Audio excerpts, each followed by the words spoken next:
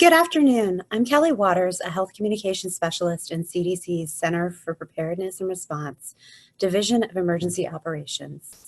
Thank you for joining us for today's EPIC webinar on keeping volunteers and response workers safe for a disaster. Today, we will hear from Lisa Delaney. If you do not wish for your participation to be recorded, please exit at this time. You can earn continuing education by completing this webinar. Instructions on how to earn continuing education can be found on our website, emergency.cdc.gov/EPIC, EPIC. The course access code is EPIC 0821 with all letters capitalized. To repeat, the course access code to receive continuing education units in all caps is EPIC 0821. Today's webinar is interactive. To make a comment, click the chat button on your screen and then enter your thoughts. To ask a question, please use the Q&A button. The Q&A session will begin after our presenter has finished. Closed captions are available for this website. We are fortunate to have Lisa Delaney as our speaker today. Captain Delaney is the Associate Director for Emergency Preparedness and Response at NIOSH, where she coordinates NIOSH's response to emergencies, ensures federal response plans incorporate occupational safety and health protection measures, and promotes research in the area of protecting first responders during emergencies. She is a trained industrial hygienist and has been with NIOSH for 20 years. Thank you for joining us today, Lisa. Please begin. Great, and thank you, Kelly. Good afternoon, and thank you very much for joining the webinar today. As mentioned, my name is Captain Lisa Delaney, and it's my pleasure to speak with you today on keeping volunteers, workers, and responders safe during a disaster. I'm going to discuss common hazards that are present during disasters and ways to mitigate those hazards, and then I'm going to talk a bit about our NIOSH emergency responder health monitoring and surveillance system, which provides a framework for thinking about how you can protect responders before, during, and after a response. So I work for NIOSH, which is the National Institute for Occupational Safety and Health. We're part of the Centers for Disease Control, and our mandate is to ensure that every man and woman in the nation a safe and healthful working condition. Our mission is to help develop new knowledge in the field of occupational safety and health and to transfer that knowledge into practice. After the events of 9/11 and the anthrax bioterrorism attacks in 2001, we created the Emergency Preparedness Office that coordinates that activity for NIOSH, and I head up that office here in Atlanta. But as you can see on the slide, we have many divisions located across the country that we can draw from during emergencies to help advocate and provide resources to protect workers. So why do we include occupational safety and health in an emergency? Well, at every disaster, chemical release, infectious disease outbreak, radiological or terrorist attacks, there are workers who are at potential risk. Workers are a common denominator at every disaster, and ensuring the health and safety of response and recovery workers is an essential component of an effective response. It's critical that we provide for the health and safety of response and recovery workers so that they can continue to do the important work needed to help the community impacted by the disaster. And at NIOSH, we define workers very broadly. Oftentimes we think of the traditional first responders like police or fire departments or EMS personnel, but there are many different types of workers that come together to respond.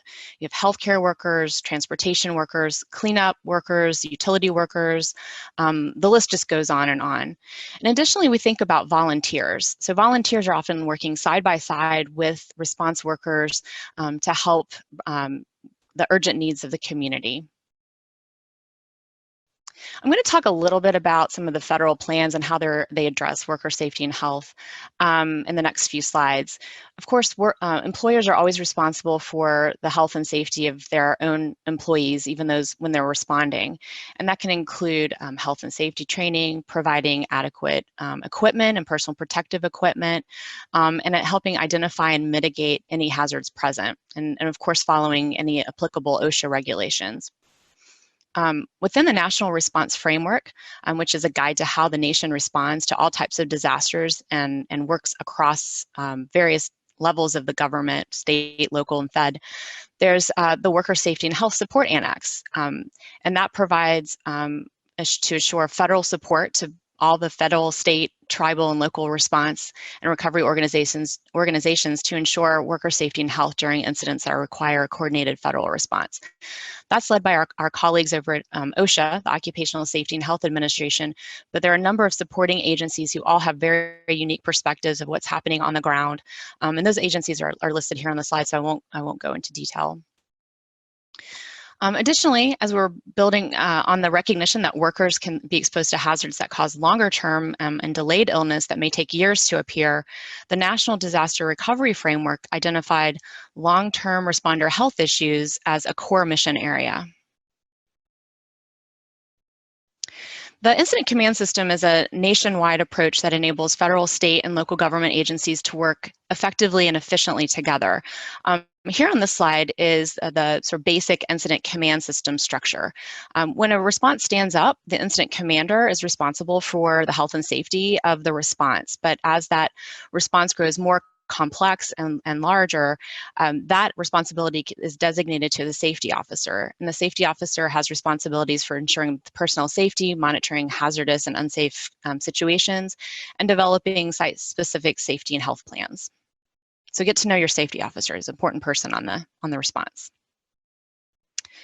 I won't have time today to go over all the hazards, but there's many hazards that can be present at a disaster site. And so I've listed some of the categories here on the slide. The hazards and exposures are a function of the unstable nature of the site, the potential for hazard substances to be present, and the type of work being performed. There's a need for an accurate hazard assessment, but that can't always be done, especially in the early days of a response. And so oftentimes we may not be able to recognize or identify what those hazards are, and it may take time to develop those plans, but decisions have to be made and recommendations early on and throughout the disaster response. In addition to the hazards of direct exposures to chemical, biological, and radiological hazards, workers are also subject to dangers posed by the physical environment, the physiological stress of working in protective clothing or in hot environments, and also psychological stresses. I won't talk much today about violence, but one of the challenges that we're facing the current Ebola outbreak in the DRC is the social unrest that's happening in that country is preventing some of the work that needs to be done. So I'm starting out with stress because I think that's a real common denominator in all responses, regardless of the type of response. And so for those of you who've responded in the past, can you think of things that created or caused stress for you while you were on your deployment and while you're responding? I know for me, things that come to mind are the ambiguity of your role that you're performing, fear of the unknown. You may have long work hours. No one gets enough sleep during responses. I know personally for me during Deepwater Horizon, it was really challenging because it was such a prolonged response and it took many months for them to cap the well to prevent the oil from spilling into the Gulf. So for me, that was really was quite stressful. All of these factors can lead to stress. The response that you have to that stress can be immediate or it can actually happen later. And it can be based on your personal experiences or indirectly. So a number of symptoms that can manifest from stressful conditions. There can be physical, such as fatigue, nausea, headache, cognitive, confusion, poor concentration. Can have emotional symptoms, such as anxiety, guilt, or depression, or behavioral, intense anger or a need to withdraw. So we focused a lot lately on identifying ways that we can improve our emotional well-being and think about resiliency. My expert colleagues at CDC have shared with me that they define resiliency as the ability to withstand, recover, and grow in the face of stressors and changing demands. So there's a number of steps that we can take to help improve our emotional well-being during responses. One is to pace yourself. Oftentimes here at CDC, we talk about the response being a marathon and not a sprint. And in the early few days of response, you're really in sprint mode, but you very quickly need to come to some kind of pace so that we can all maintain and stay in for the long haul. It's important to take frequent rest breaks, even if it's just to get up and walk around the room for 2 minutes. Anything that you can do to get away, even if it's briefly, makes a difference. And watch out for others. The concept of the buddy system, to check in on everyone around you in the response. There's a concept called psychological first aid techniques that can help you deal with people who are experiencing stress. And so I encourage you to look into that, because that's a wonderful technique to utilize. Also, do something you enjoy. If you're a runner, try to find time to run. Maybe you're not going to get your regular run in, but maybe a 15-minute jog, can work wonders for you. If you like to read, find time to read a book. And obviously the most important is rest, sleep, eat, and be active. Unstable work surfaces and piles of debris are common hazards found in the aftermath of an emergency event, particularly hurricanes. I think this photo on the slide is something that you're used to seeing on the news after hurricanes. And these debris piles can create traumatic injury, including falls that can occur from slips, trips, and falls or collapsing materials. So be careful and only walk on surfaces that you know are stable. Watch for sharp edges and points, and wear the appropriate protective clothing. Clearly, flip-flops are really not something that you should be wearing, so making sure that you've got the right safety shoes that are slip-resistant, hard hats, and gloves. And also think about hazards associated with trench collapses or cave-ins. Here's an example of an unstable structure that workers may be tempted to enter, but be sure to conduct all necessary activities from outside damaged structures to the extent feasible, and do not enter these structures if you're uncertain about its stability. It's important that you find competent people who can evaluate those structures and then have authority to either put signs up or make changes so that those buildings are safe to enter. Again, flying debris such as dust, concrete, and metal particles may be generated from moving vehicles, nearby damaged buildings, or construction activities. And the debris can cause traumatic injury from minor eye injuries requiring just first aid to even more serious and fatal traumatic injury. So again, being aware of your environment, wearing the proper PPE like safety glasses with side shields, maybe even wearing goggles if it's a highly hazardous environment, can help prevent and protect you while you're in this exposure. Also, it's important if you're wearing eye protection that you look for the Z87 mark, because that then tells you that it's eye protection that's certified by ANSI. Electrical and overhead power lines and downed electrical wires and cables pose an electrocution hazard. Workers that are most at risk are involved in debris and tree removal from roadsides, and we do hear nearly every large response, there are injuries that occur based on repairing lines or downed trees. So you should treat all power lines and cables as though they are energized until proven otherwise. Stay clear of downed electrical lines, and be aware that gas lines, water pipes, sewer lines, and other utilities may also be compromised.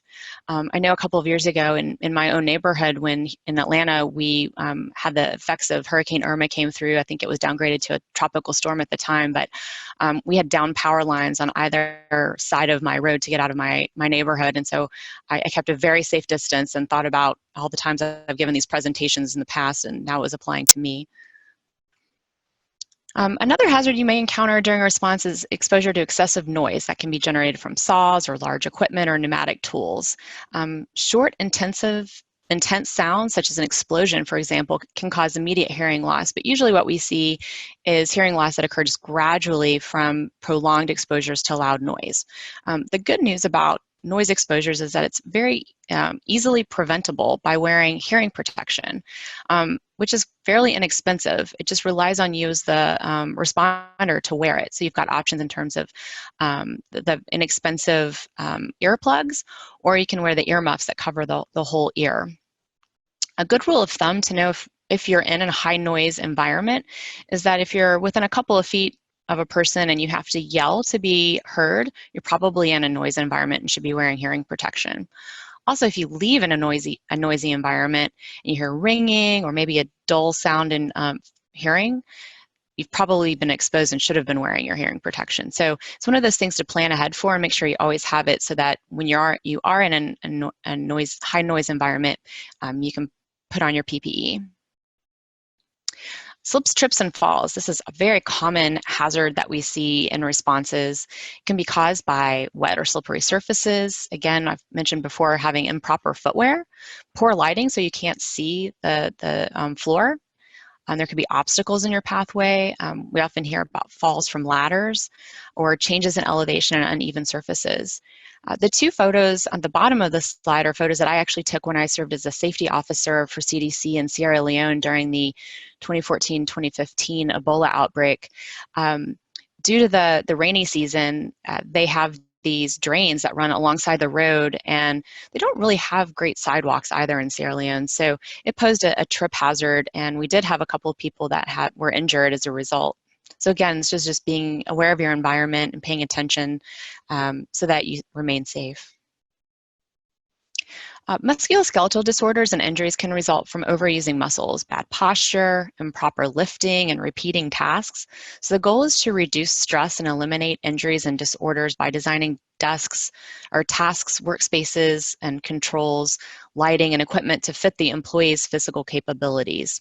Here's just a few examples. Sometimes while we're deployed, we may have to lift heavy boxes or resources, supplies.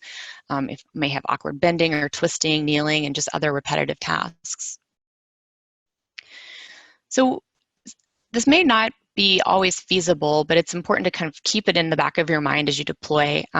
Improving your work design of the workstation. I always see people sort of hunched over their laptops working in small EOC spaces. And so thinking about having better posture, trying to set up your monitor in a way that it's ergonomically correct, that your head and neck are balanced and in line with your torso, that your shoulders are relaxed. This is also a good example that if you're spending too much time on your keyboard, that recommendation that we had earlier related to stress of pacing yourself and taking frequent breaks might also help with the ergonomic issues. Be careful not to lift objects that are over 50 pounds or utilize a buddy to help you. Minimize the duration of your repetitive motions and awkward postures. And you can also implement job rotation so that the same person's not doing the same job the whole day. Work-related roadway crashes continue to be a leading cause of injury fatalities for workers in the United States. So you can imagine when you compound that with the hazards of driving during disasters where roadways are flooded, you may not have proper signage, the traffic lights are no longer working, there's different ways of entrance and exit out of areas, can compound the hazards that already exist. The single most effective precaution you can take while driving a vehicle is to wear your seatbelt and wear your seatbelt every time. Avoid distractions. Many years ago, we were on a bio response in Texas, and the team, we were just on so many phone calls and getting calls from headquarters and needing to reach back that we actually designated a person to be the person that answers the phone, and so that way the driver was not distracted by their phone ringing and needing to answer the phone to report back to headquarters. It's also important to stay alert because situations may require quick action. Watch for emergency vehicles, watch for other drivers and flaggers, and avoid driving through floodwaters. Confined spaces refer to spaces which by design have limited openings for entry and exit. They have unfavorable natural ventilation, which could also lead to the production of dangerous air contaminants or a lack of oxygen in the environment. And they're not really intended for anyone to actually occupy them permanently. So examples of that are sewers, wells, storm drains, boilers. So you can imagine all of these are places that people may need to enter during a response for various reasons. Really, if you're not trained and that's not your specific job task, you should never enter a confined space. That should just be something that is such a hazardous environment, can lead to death. So avoid confined spaces and report that to your leadership in the response to identify the appropriate teams that have the training, the personal protective equipment, the watchers to make sure that it's being done, if entry is required, that's being done safely. Bloodborne pathogens are microorganisms such as viruses or bacteria that are carried in blood and can cause disease in people. Exposure to bloodborne pathogens or often potentially infectious materials may arise during your response work. You may come into contact with blood or other specified body fluids such as saliva, cerebrospinal fluid, amniotic fluid, and that can enter your system through open sores, cuts, abrasions, acne, other damaged or broken skin, or your mucous membranes like your eyes, your nose, or your mouth. So you should assume that any blood or bodily fluids are potentially contaminated with blood are infectious, and wear personal protective equipment like gloves, especially gloves. If you expect there could be splashing or spraying, then eye protection becomes important. And of course, if you once you've remove your PPE, you should always wash your hands. Depending on your task or the job duties that you expect to perform during a response, you should consider hepatitis B vaccination, especially if you're going to be in healthcare doing a healthcare response. Molds are ubiquitous in nature and grow almost anywhere, indoors or outdoors, and people can be exposed to mold through skin contact, inhalation, or ingestion. And as you can imagine, especially with hurricanes or floods, that you're creating an environment with wet materials that aren't dried quickly. You have a great nutrient source. In this picture, you've got the wallpaper, so that's a great nutrient source for the mold to continue to grow. Symptoms can include basic allergy-like symptoms, sneezing, coughing, nasal, eye, skin irritation, but they can also be pretty severe, and you can have asthma-like symptoms where you're wheezing and having difficulty breathing. In this case, personal protective equipment is needed, and it depends on the amount of contamination and the work activity being conducted. So clearly, if you're going in to do remediation, that calls for higher levels of protection like you see in this photo, whereas if you're just entering a moldy building, and you're maybe minimally disturbing mold, then you could lower it to, say, like an N95. There's two great resources that I always rely on when questions come up about mold and hazards. The EPA has a document called Mold Remediation in Schools and Commercial Buildings. And CDC also issued guidance called Mold Prevention Strategies and Possible Health Effects in the Aftermath of Hurricanes and Major Floods. So both those are great resources that I would encourage you to look into if you want more information. Foodborne disease is also common, especially when you're in environments where the power's been out and you don't have the ability to refrigerate, or if the food may have come into contact with floodwater. This, of course, when I was over in Sierra Leone, was a huge challenge for us because of they aren't able to purify their water in the same way that we did. So here in the U.S., so we did a lot of boiling water and purchasing bottled water while we were there. Practice good hand hygiene before eating and ensure that your food is from a safe source. Identify and throw away any food that may not be safe to eat, and store food safely. And again, remember only to drink from potable water sources. Every response, we hear the tragic stories of families or workers who've died as a result of carbon monoxide poisoning. Carbon monoxide is a colorless, odorless, and toxic gas. It's generated from combustion fumes from space heaters, generators, burning wood or charcoal. And the symptoms can range from mild symptoms like headache to dizziness to collapse or even death. So it's important that you place those generators in areas outside the home and far enough away that that the carbon monoxide will not be re-entrained into the home. There's even stories that depending on where you position the generators, that we've had deaths that are associated with generators that are outside. CDC's done a really great job of working with our retail partners and providing communication materials and health and safety messaging in local retail stores that are selling these products during responses. And there's a lot of great information on the CDC website if you want to learn more. You may also be at risk of breathing dust containing ground up building materials that could contain asbestos, silica, and other particulates. So avoiding dust generating activities, applying water so that you wet the area and you don't have that re-aerosol potential of the dust is important. Having appropriate safety and health professionals like the safety officer that I mentioned earlier to conduct hazard assessments to make determinations of the presence of this dust, and wearing personal protective equipment are all measures that can be taken to help avoid exposures.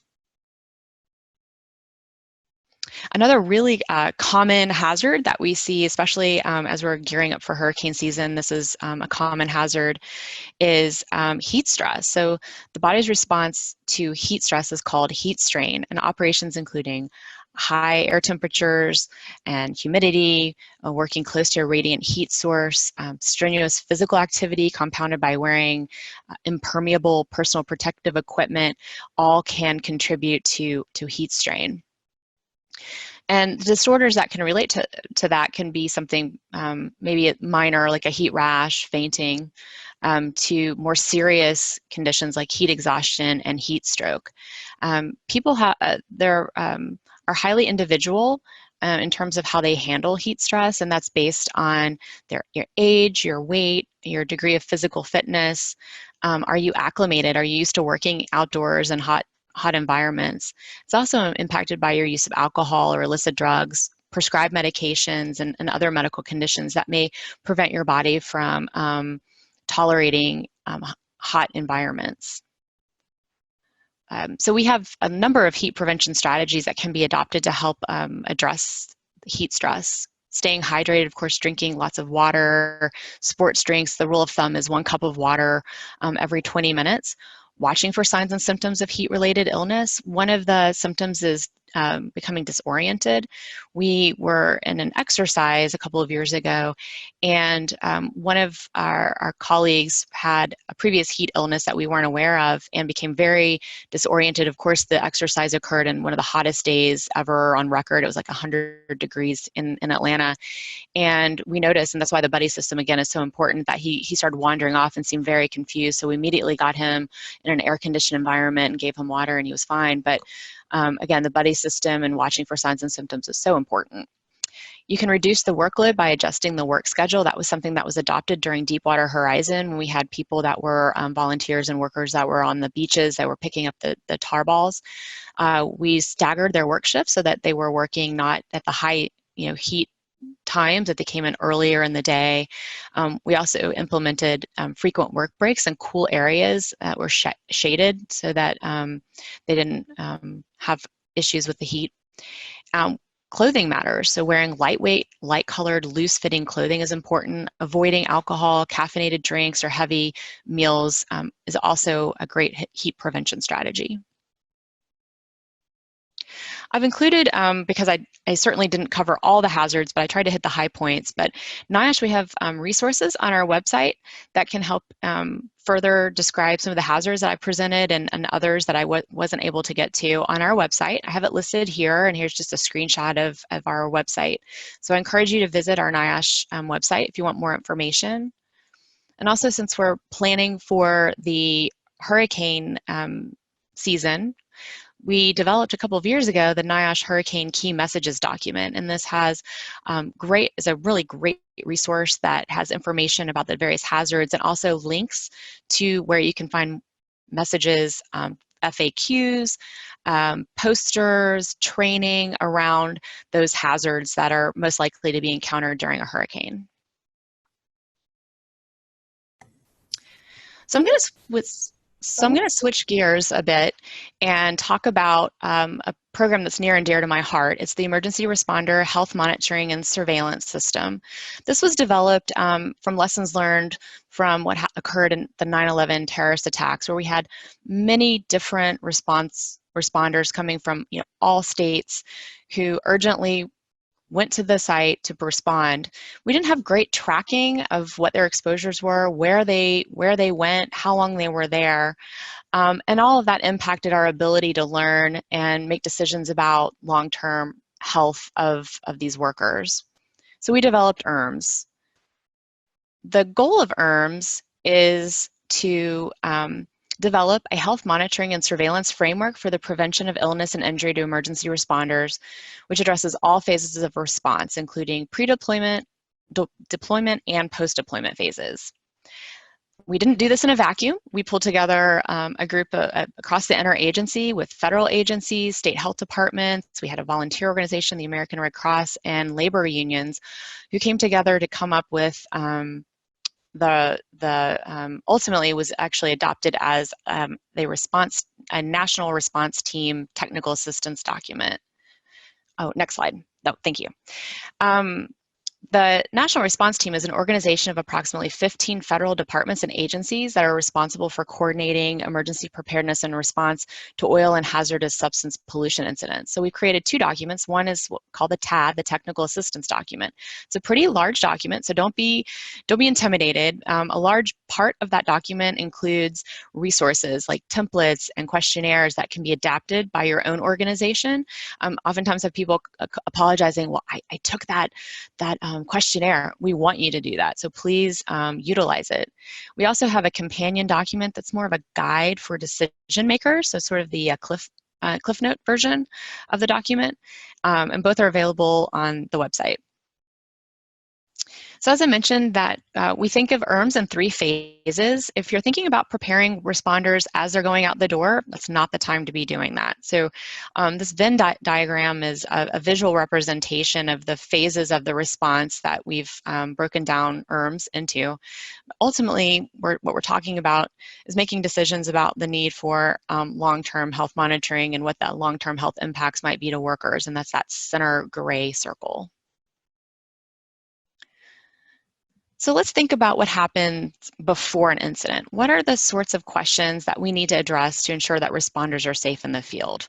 Are responders ready to deploy? Are they physically and mentally fit?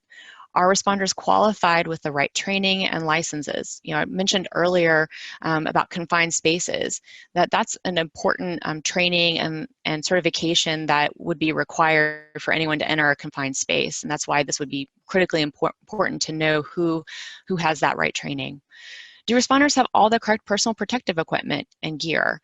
Are they immunized? So what we've done in the pre-deployment phase of ERMs, that's the preparedness part of the response. And we've divided into 4 main areas: rostering and credentialing. We want to know who your people are and what they can do. And in some cases, credentialing is needed to determine who is best suited for a given task.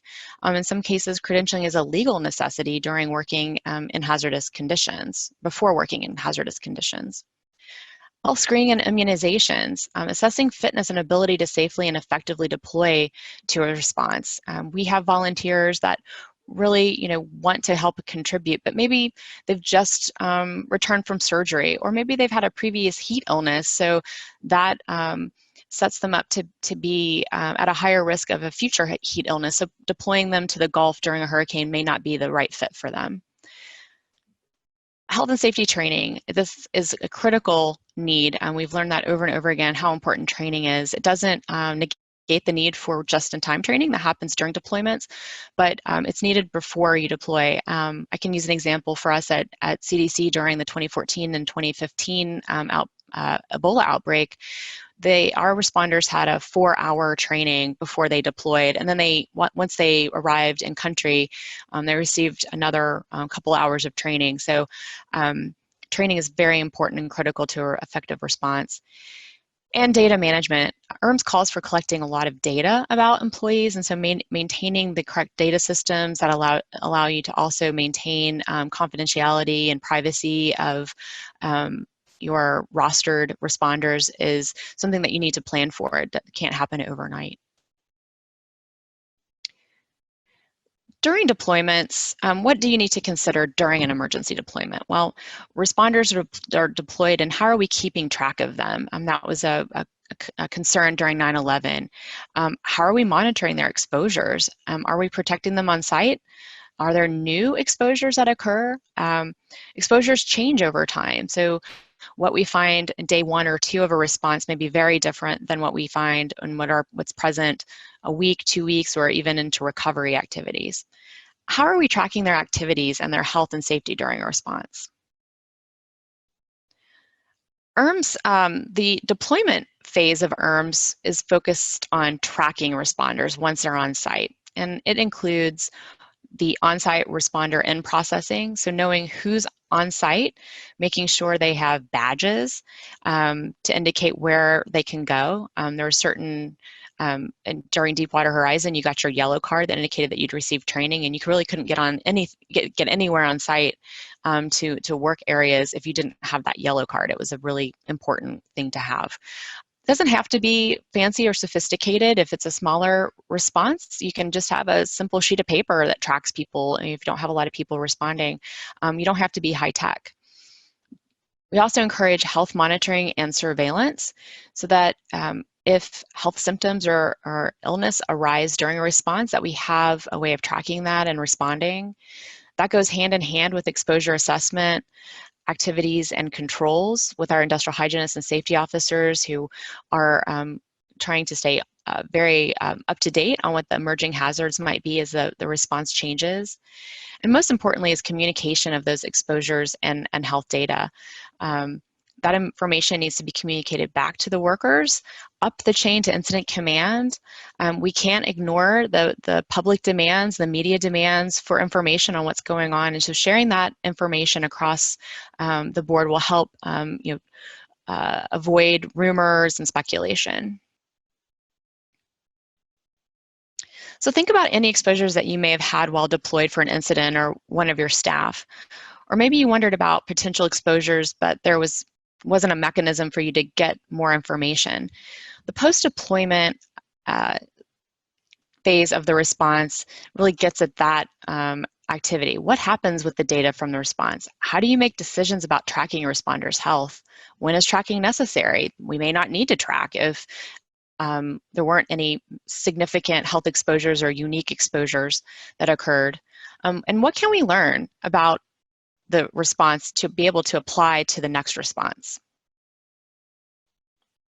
Well, the post-deployment overview emphasizes on recovery from the response and establishes a process for long-term monitoring and surveillance. So the out-processing assessment is critical. That's the one last time you have to talk with employees and responders about what happened while they were deploying and get feedback. So maybe sometimes you can even feed that back into the current response or use it for future responses.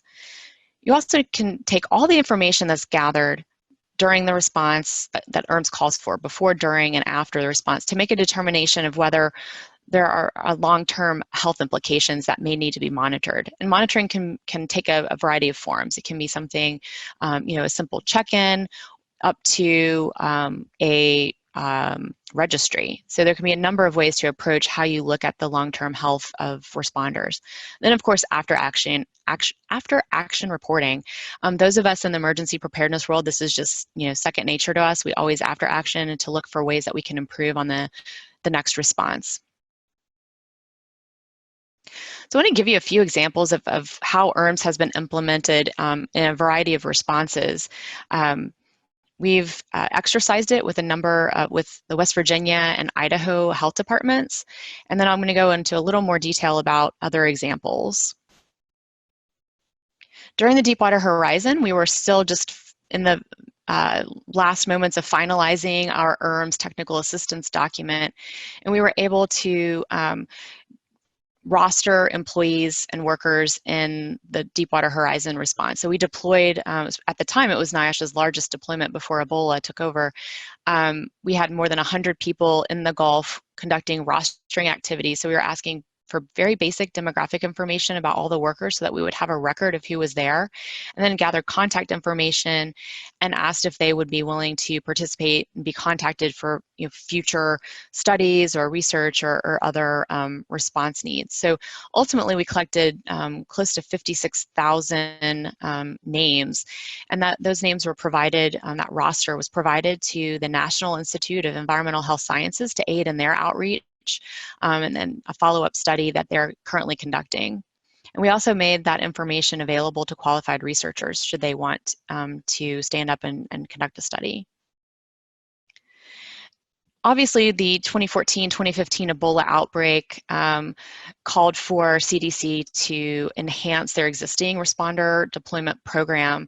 And they stood up a unit, an ERMS-like unit in the EOC to address pre-deployment, deployment, and post-deployment activities. So it was the first time that we included mental health screening in our deployment process. There were numerous health and safety briefings, and we improved the matching the deployment role and selection process with responders. During deployment, we established for the first time an in-country safety officer. So at any given time in those countries, at the peak of the response, there were 100 CDC staff deployed. And so you can imagine there were a number of topics that would come up, from safety and security, medical evacuation, sanitation, surveillance, resiliency, and accountability. I didn't sleep a lot because I spent every day accounting for all of our staff and making sure they checked in and we knew where they were daily. So post-deployment, again, we offered team and individual debriefs. We organized volunteer actions, like opportunities to sort of help build that resiliency in our returning deployers. What we actually found is that folks had a difficult time transitioning from the fast-paced, really immediate gratification that you get from being on a response to the slower pace of the office job and the crunching data and sitting at a desk. So we really try to focus in on activities to keep people connected to the response even though they had returned to their day job.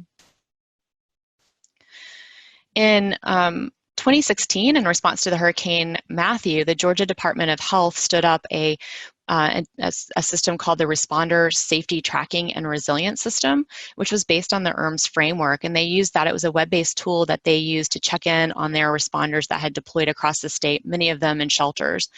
They were able to find out about injuries that occurred and follow up on those injuries. It was also a benefit to the emergency management team because it was a great tracking tool to collect hours worked and know who all was responding. So because of the success, they expanded on that and utilized it again in 2017 for Hurricane Irma. The workers that deployed responded that they really felt like people were looking in on them and cared about them. So sort of a nice resiliency measure as well.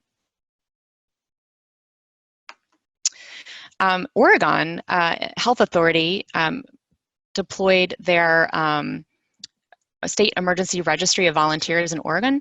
They're behavioral health clinicians to respond to a mass shooting. And they also implemented, and you can see they mirrored our ERMS before, during, and after deployment activities to help make sure that their responders stayed safe during their deployments. And they felt and reported that they felt supported as well. I just wanted to briefly mention for those of you in health departments that we've worked very closely with our CDC colleagues who oversee the FEP, the Public Health Emergency Preparedness Cooperative Agreement. And we incorporated aspects of ERMS into the two capabilities, which are really the national standards for public health preparedness planning. Responder Safety and Health is capability 14, and capability 15 is volunteer management. So you'll see aspects of ERMS integrated into those capabilities, and so they can receive funding and to address those activities with their FEP money. We have a number of training opportunities online. The first listed here is our train website, and that on the CDC train website is the full ERMS training. The second training hosted by FEMA is an adapted, shorter version, really meant for leaders. We also offer 2 in-person courses here in Atlanta through our School of Preparedness and Emergency Response, and have done on a few occasions some in-person trainings pending funding and availability. We're also currently piloting a course with, it's a broader course with our disaster epidemiology colleagues over at ATSDR, a course at Anniston's Center for Domestic Preparedness and Response. That's in Anniston, Alabama. It's a FEMA training center. So if you're interested in attending one of the pilot courses, if you're a local health department or state health department that can be funded by FEMA, there's opportunities, and I'd be happy to talk with you, and my information will be at the end of the presentation. You can feel free to reach out to me and we can talk about that course and getting you enrolled. So very briefly, I want to conclude with letting you know that, as I mentioned, ERMS calls for the collection of a lot of data. And what we heard when we went to these trainings was that some of our local smaller groups didn't have the custom-built software to manage that data. So we have developed what's called ERMS AnthoManager that facilitates the rapid assessment and intervention related to health monitoring and surveillance of responders. It can be used for large or small groups. We have a training manual and training videos to help you use it. It's based on EpiInfo, if you've ever used EpiInfo, but it really can be used by any organization that wishes to implement ERMS. We have some pre-populated templates that come from our technical assistance document available and already in the system to help you, and then you can also create your own. That information does not come back to CDC. It's free of charge. It's really a standalone software tool for you to implement, and we're not collecting any of the data ourselves. So I know I've thrown a lot at you for this presentation, but I'm going to leave you with a couple of resources: our NIOSH Emergency Preparedness and Response website, our ERMS website. We also have a general mailbox if you want to make any inquiries about ERMS. And I also have my personal work email listed here as well. So I'd be happy to entertain questions now, but if you have follow-up questions or you're just shy and don't want to use the Zoom platform to ask questions, feel free to email me. I'd be happy to talk with you. Thank you. Thank you, Lisa. We will now transition to our Q&A session. If you have a question, please do enter your question in the Q&A field. Jonathan, can you read the first question? Absolutely. There have been several questions about if this will be, the recording will be posted online, because I guess people want to use it for their own training purposes. And the answer is yes. It usually takes us about a week to get it posted on the EPIC site, but it will be there. So the first question comes from Melissa Ta, who asks, is there a responder PPE deployment suggested checklist?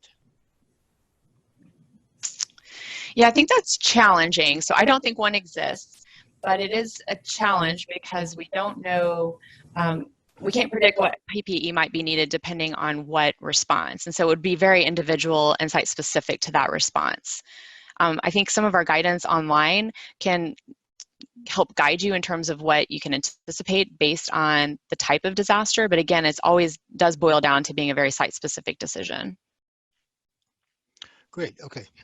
Our next question is from Rawan, who asks, are there opportunities for collaborative work with international NGOs? I would say yes, there's always opportunities. We would love to learn more about what your challenges are, what your needs are. We did partner with World Health Organization a couple of years ago, right after the outbreak, because our, especially healthcare workers, were disproportionately impacted by the Ebola outbreak. And we were trying to advocate and develop materials through World Health to highlight, what the needs are in an international space, which may look very different. So I conducted training. Representatives from nearly every African country were in attendance, and so there's activities happening within World Health. We're coordinating a cluster, a supporting agency with them, but I'd be happy to talk with you offline about opportunities. And following up on that, a related question for groups that take volunteers from Stephanie.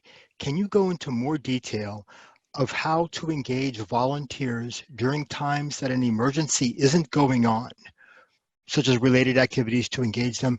And following up on that, on her question, especially as regards to training volunteers ahead of time. Yeah, I think that's a great question, and it's an area that I would like to do more in. I've thought about trying to attend some of the national conferences just to get the word out about our program and what resources are available. We do tend during responses to get connected as questions come up, and I have talked, I know the last Puerto Rico, the hurricanes that impacted Puerto Rico, we were able to talk to a number of volunteer organizations, but I agree, our ERMS framework talks about pre-deployment planning, and NIOSH doesn't typically have strong partnerships with volunteer organizations, and that's something I'd really like to change. So please send me your contact information and let's connect up. Noreen is following up on the PPE question. How often do you need to change PPE masks?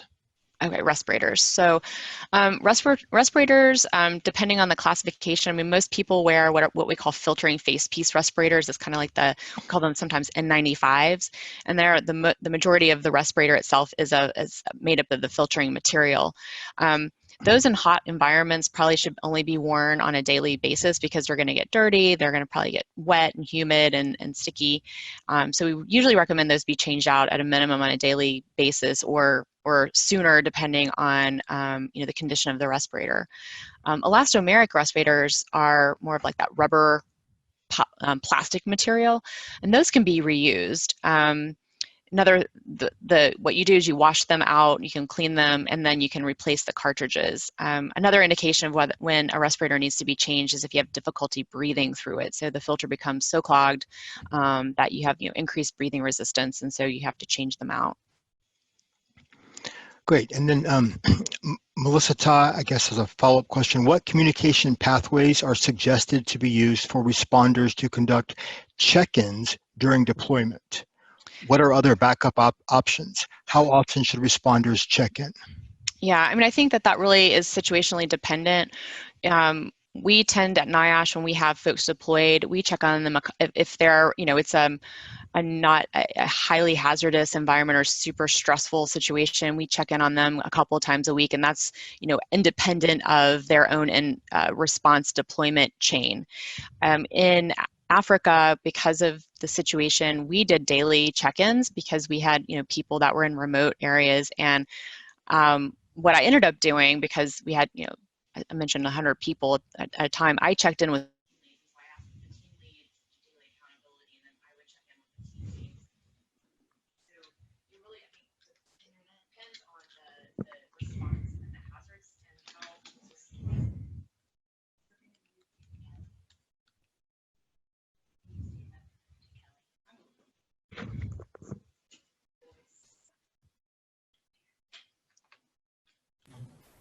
I'm sorry, everyone. We had a brief loss of audio there.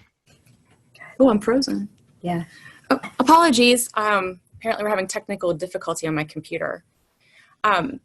So the question was, how frequently should you conduct accountability? And I think that really depends on the nature of the response. It could be daily if you're really concerned about hazards and the current event. And it could be, a couple of times a week. I look at it also as so oftentimes we don't want to be a burden when we deploy to our fellow deployers. And so having somebody independent of the response, you can talk to them, maybe share what your concerns are or the stresses that you're experiencing. So having just a periodic check-in also helps with that resiliency piece. Great. L. Lewis asks, would the pilot training be appropriate for epidemiologists? Well, I would say yes, because the course is combined with ATSDR's ACE program. And so it does dig a little deep into disaster epi. We're piloting it now, and we hope to have it, as a standing course as soon as we get through the piloting steps that FEMA requires. So yes, I would encourage epidemiologists to attend. And another question, should volunteers be cleared by a medical professional from the deploying agency or through their personal doctor? Yeah, that's a policy decision for the volunteer organization, but I can say I would highly recommend it. I think that we never want to become a burden to the response. So sending out deployers or responders or volunteers that are fit to do this assignment that they're tasked to do. And there might be different levels, like you may be qualified or cleared to sit in an emergency operations center or an incident command post, but going out into the field and doing something more laborious or requires personal protective equipment, there might be levels of clearance. So that may come into play with volunteers too. So it's really a personal decision, but I think there's enough information that suggests that that's something that's worthwhile to pursue. We have 2 requests to see Lisa Delaney's contact information again. Stephanie, can we call that last slide back up?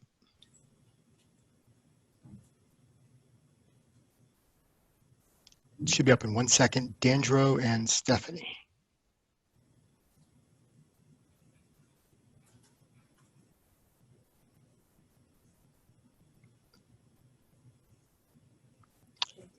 go. And let me just say, Captain Delaney, you are brave giving out your direct email. Okay. Well, I have staff I can triage. We're getting close to the end of time, so just a few more questions. But there's one comment from S. Borth 2, who says that SAMHSA has an app on behavioral health disaster response, including some information for responders as well as survivors. Can you comment in general on SAMHSA resources, something that people can access? Well, I can tell you I'm not a mental health expert. SAMHSA is the organization that focuses on that, and they do have many resources available. But maybe that's something we can follow up on and send some web links for SAMHSA. Absolutely, we can. If anyone has any specific questions where we need to confer with our partners, and SAMHSA is an EPIC partner, you can send the question to epic@cdc.gov. And we've had SAMHSA as part of presentations in the past, and they're just a great resource. So let's see, the next question is going to come from Dan Reese, who asks, thanks for the great briefing. Thank you, Dan. We are updating our regional/country evacuee reception plan. Do you or anyone on the team have a developed annex or ESF 6 and 8 guide for earthquake reception and shelter health surveillance? Having a list of infectious risks in shelters and reception of evacuees post-earthquake could help guide surveillance. Yeah, so our colleagues at the National Center for Environmental Health have responsibilities for shelter activities. So I would refer you to talk with them to see what resources they have available. And that's something I'm sure that, Jonathan, we can follow up on. Absolutely. And then one last question, and then Kelly will say goodbye. Any suggestions for recruiting fellow healthcare workers for my hospital emergency response team? I'm looking for staff from across the facility as each has.